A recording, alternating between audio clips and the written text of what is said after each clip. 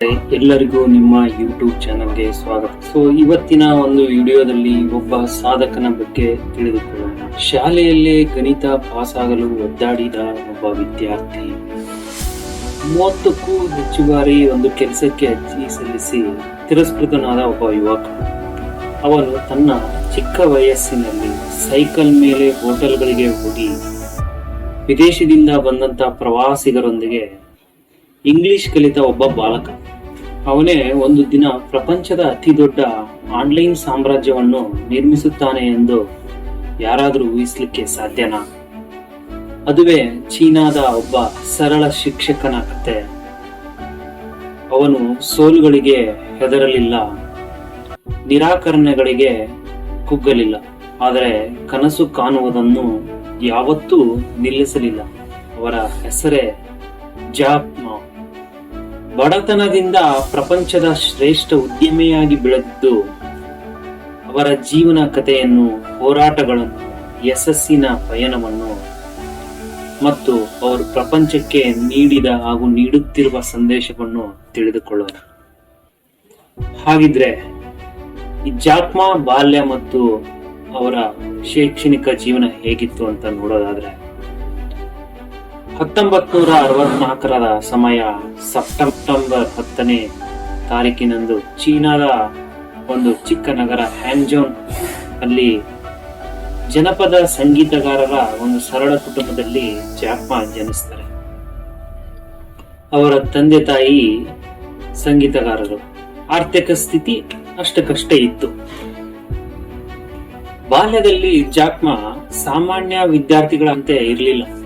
ಅವನಿಗೆ ಗಣಿತ ವಿಷಯದ ತುಂಬಾ ಕಠಿಣವಾದ ಒಂದು ವಿಷಯವಾಗಿತ್ತು. ಆದ್ರೆ ಇನ್ನೊಂದು ಇಂಟ್ರೆಸ್ಟಿಂಗ್ ಫ್ಯಾಕ್ಟ್ ಅಂದ್ರೆ ಇಂಗ್ಲಿಷ್ ಭಾಷೆ ಅಂದ್ರೆ ತುಂಬಾ ಅಪಾರ ಆಸಕ್ತಿ. ಹೀಗೆ ಪ್ರತಿದಿನ ತನ್ನ ಒಂದು ಹಳೆ ಸೈಕಲ್ ಅನ್ನ ಎತ್ಕೊಂಡು ಹ್ಯಾಂಜೌನ್ ನಗರದಲ್ಲಿರ್ತಕ್ಕಂಥ ಹೋಟೆಲ್ಗಳಿಗೆ ಹೋಗ್ತಾ ಇದ್ರು. ಅಲ್ಲಿ ಬಂದಿರತಕ್ಕಂತ ವಿದೇಶಿ ಪ್ರವಾಸಿಗರನ್ನು ಭೇಟಿಯಾಗಿ ಅವರೊಂದಿಗೆ ಇಂಗ್ಲಿಷ್ ನಲ್ಲಿ ಕನ್ವರ್ಸೇಷನ್ ಮಾಡೋದನ್ನ ರೂಢಿ ಮಾಡ್ಕೊಂಡಿದ್ದೆ.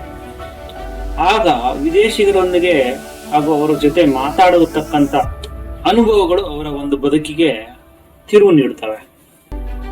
ಹೀಗೆ ಒಬ್ಬ ವಿದೇಶಿ ಪ್ರವಾಸಿಗರಲ್ಲಿ ಅವರಿಗೆ ಜಾಕ್ ಅಂತ ಒಂದು ಹೆಸರು ಕರೆಯಲಾಗುತ್ತದೆ. ಅಂದಿನಿಂದ ಅವ್ರು ಏನಾಗ್ತಾರೆ, ಜಾಕ್ ಮಾ ಅಂತಂದು ಅವ್ರದ್ದು ನಿಕ್ ನೇಮ್ ಸೇರ್ಕೊಳ್ಳುತ್ತೆ. ಜಾಕ್ ಮಾ ಅವರ ವಿದ್ಯಾರ್ಥಿ ಜೀವನದಲ್ಲಿ ಅನೇಕ ಬಾರಿ ಶಾಲಾ ಪರೀಕ್ಷೆಗಳಲ್ಲಿ ಫೇಲ್ ಆಗ್ತಾರೆ. ಕೊನೆಗೂ ಹ್ಯಾಂಜೌನ್ ನಾರ್ಮಲ್ ಯೂನಿವರ್ಸಿಟಿಯಲ್ಲಿ ಇಂಗ್ಲಿಷ್ ನಲ್ಲಿ ಪದವಿಯನ್ನು ಪಡೆದುಕೊಳ್ತಾರೆ.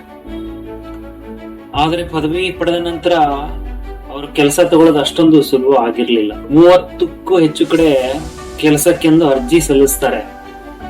ಎಲ್ಲಾ ಕಡೆನೂ ತಿರಸ್ಕಾರ ಆಗ್ತವೆ. ಹೀಗೆ ಒಮ್ಮೆ KFC ಕಂಪನಿಯಲ್ಲಿ ಅರ್ಜಿ ಹಾಕ್ತಾರೆ. ಇಂಟರ್ವ್ಯೂಗೆ ಹೋಗಿರ್ತಾರೆ. ಆ KFC ಕಂಪನಿಯಲ್ಲಿ ಅರ್ಜಿ ಸಲ್ಲಿಸಿದವರು 24 ಜನ. 23 ಮಂದಿ ಸೆಲೆಕ್ಟ್ ಆಗ್ತಾರೆ. 24 ಜನದಲ್ಲಿ ಅಲ್ಲಿ ಒಬ್ರು ರಿಜೆಕ್ಟ್ ಆಗ್ತಾರೆ, ಅವರೇ ಜಾಕ್ ಮಾ. ಹೀಗೆ ಪ್ರತಿಯೊಂದು ಹಂತದಲ್ಲೂ ಇವರಿಗೆ ತಿರಸ್ಕಾರ, ಸೋಲು ಅನುಭವಿಸ್ತಾರೆ. ಜಾಕ್ ಮಾ ತಮ್ಮ ಮನಸ್ಸಿನಲ್ಲಿ ಅನ್ಕೊಂತಾರೆ, ನಾನು ಎಂದಿಗೂ ಕುಗ್ಗುವುದಿಲ್ಲ. ಎಷ್ಟೇ ತಿರಸ್ಕಾರ ಮಾಡಿದ್ರು ನಾನು ಪ್ರಯತ್ನ ಪಡುವುದನ್ನು ಬಿಡುವುದಿಲ್ಲ. ಈ ಜಗತ್ತಿನಲ್ಲಿ ನನಗೆ ಯಾವುದು ಸರಳವಾಗಿ ಸಿಗುವುದಿಲ್ಲ ಎಂದು ಮನವರಿಕೆಯಾಗಿದೆ. ಆದರೆ ಒಂದು ದಿನ ನಾನು ನನ್ನದೇ ದಾರಿಟ್ಟಿಕೊಳ್ಳಬೇಕು ಅನ್ನೋದು ಅರಿವಾಗಿದೆ ಅಂತಂದು ಅನ್ಕೋತಾರೆ.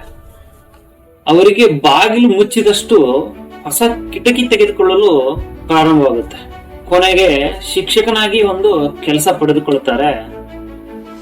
ಆ ಶಿಕ್ಷಕ ವೃತ್ತಿಯೇ ಅವರಿಗೆ ಒಂದು ಸಾಧನೆಗೆ ಒಂದು ಅವಕಾಶ ಮಾಡಿಕೊಡುತ್ತೆ. ವಿಶ್ವವಿದ್ಯಾಲಯದ ಪದವಿ ನಂತರ ಜಾಕ್ ಮಾ ಅವರು ಹ್ಯಾಂಜೌನ್ ಇಂಜಿನಿಯರಿಂಗ್ ಇನ್ಸ್ಟಿಟ್ಯೂಟ್ ನಲ್ಲಿ ಇಂಗ್ಲಿಷ್ ಉಪನ್ಯಾಸಕರಾಗಿ ಕೆಲಸಕ್ಕೆ ಸೇರ್ಕೊಳ್ತಾರೆ. ಅವರ ತಿಂಗಳ ಸಂಬಳ ಕೇವಲ $15. ಇದು ತುಂಬಾ ಕಡಿಮೆ ಆದಾಯ.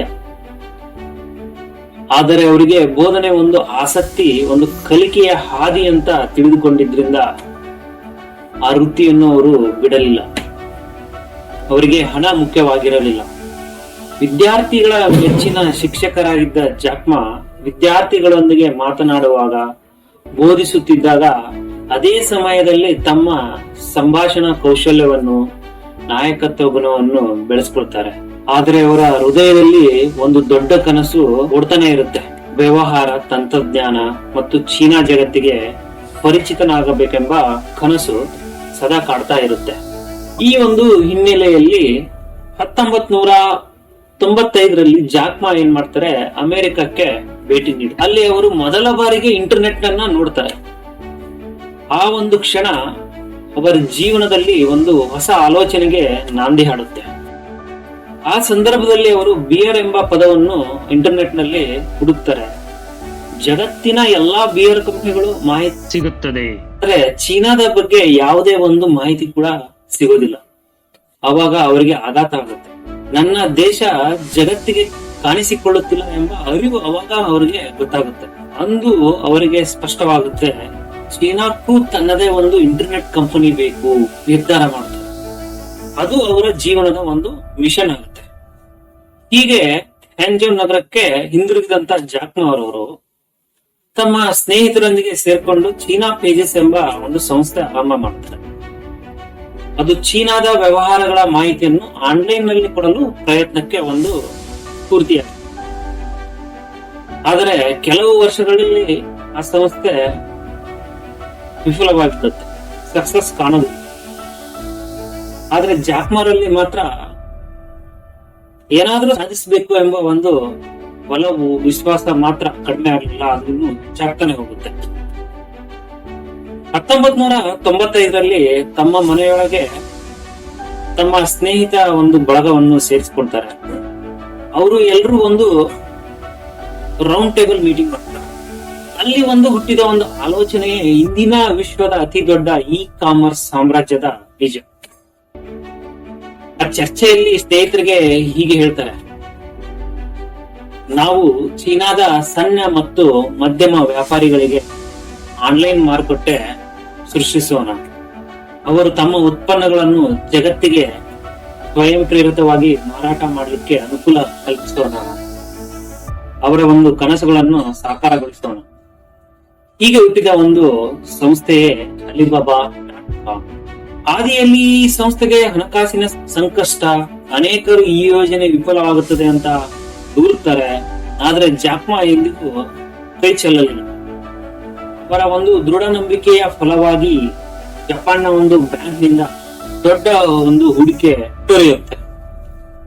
ಅಲಿಬಾಬಾ ನಿಧಾನವಾಗಿ ಚೀನಾದ ಮಾರುಕಟ್ಟೆಯನ್ನ ಆಕ್ರಮಿಸಿಕೊಳ್ಳಿಕ್ಕೆ ಪ್ರಾರಂಭ ಮಾಡುತ್ತೆ. ತದನಂತರ ಜಗತ್ತಿನಾದ್ಯಂತ ಇದು ಹಬ್ಬುತ್ತೆ. ಹೀಗೆ ಜಾಕ್ ಮಾ ಹೇಳ್ತಾರೆ, ಅವಕಾಶವು ಎಲ್ಲರಿಗೂ ಸಮಾನವಾಗಿ ಇರುತ್ತೆ, ಅದನ್ನು ಕಾಣುವ ಒಂದು ದೃಷ್ಟಿಕೋನ ಇರಬೇಕು, ಆವಾಗ ಸಾಧನೆ ಮಾಡ್ಲಿಕ್ಕೆ ಸಾಧ್ಯ ಆಗುತ್ತೆ ಅಂತ. ಸಾಧಾರಣ ಶಿಕ್ಷಕನಿಂದ ಒಬ್ಬ ಯಶಸ್ವಿ ಉದ್ಯಮಿಯಾಗಿ ಅವರು ಒಂದು ದೊಡ್ಡ ಹೆಜ್ಜೆ ಹಾಕ್ತಾರೆ.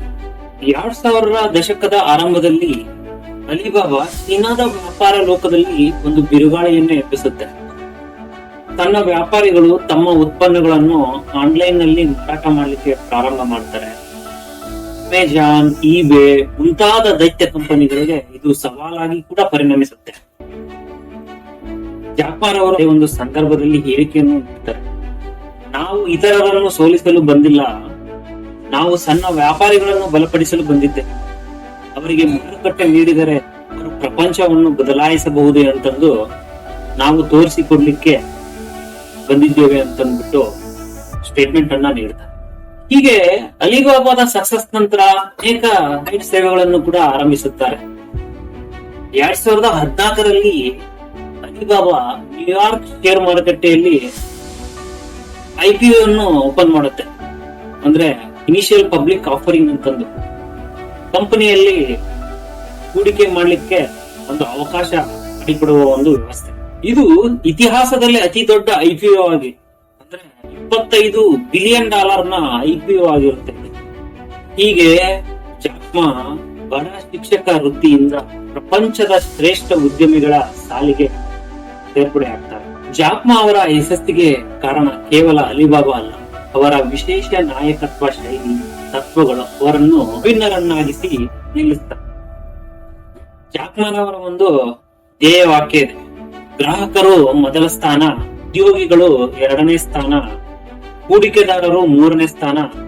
ನಮ್ಮ ಆದ್ಯತೆ ಸದಾ ಇದೇ ಆಗಿರಬೇಕು ಅಂತ ಅಂದ್ಬಿಟ್ಟು ಅವರ ಒಂದು ವಿಷನ್. ಅವರು ಯಾವಾಗಲೂ ತಮ್ಮ ತಂಡವನ್ನು ಪ್ರೋತ್ಸಾಹಿಸುತ್ತಿದ್ರು. ಹೀಗೆ ಉದ್ಯೋಗಿಗಳಲ್ಲಿ ಹಾಸ್ಯ, ಚೈತನ್ಯ, ಧೈರ್ಯವನ್ನು ಯಾವಾಗಲೂ ತುಂಬುತ್ತಾ ಇದ್ರು.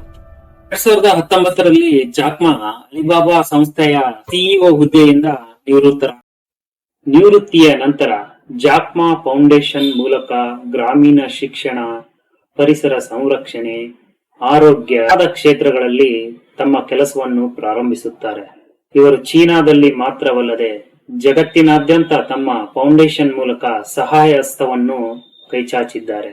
ಈ ಇವರ ಒಂದು ಕಾರ್ಯ ಪ್ರಪಂಚದ ಅನೇಕ ಯುವ ಉದ್ಯಮಿಗಳಿಗೆ ಪ್ರೇರಣೆಯಾಗಿದೆ. ಇವರ ಒಂದು ಜೀವನ ಪಯಣ ನಮಗೆ ಮತ್ತು ನಿಮ್ಮೆಲ್ಲರಿಗೆ ಒಂದು ಸಂದೇಶ ನೀಡುತ್ತದೆ. ಕನಸು ಕಾಣಲು ಹೆದರಬೇಡಿ, ಸೋಲಿಗೆ ಮನೆಯಬೇಡಿ. ದೃಢವಾದ ಮನಸ್ಸಿದ್ದರೆ ಯಶಸ್ಸು ಕಟ್ಟಿಟ್ಟ ಬುತ್ತಿ ಅಂತ ತಿಳಿಯಬಹುದು. ಇನ್ನೂ ಹೆಚ್ಚಿನ ಇಂಟ್ರೆಸ್ಟಿಂಗ್ ಸುದ್ದಿಗಳಿಗಾಗಿ, ಕಥೆಗಳಿಗಾಗಿ ನಮ್ಮ ಚಾನೆಲ್ ಅನ್ನ ನೋಡ್ತಾ ಇರಿ. ಸಬ್ಸ್ಕ್ರೈಬ್ ಮಾಡ್ಕೊಳ್ಳಿ, ನಿಮ್ಮ ಸ್ನೇಹಿತರಿಗೂ ಶೇರ್ ಮಾಡಿ. ಧನ್ಯವಾದ.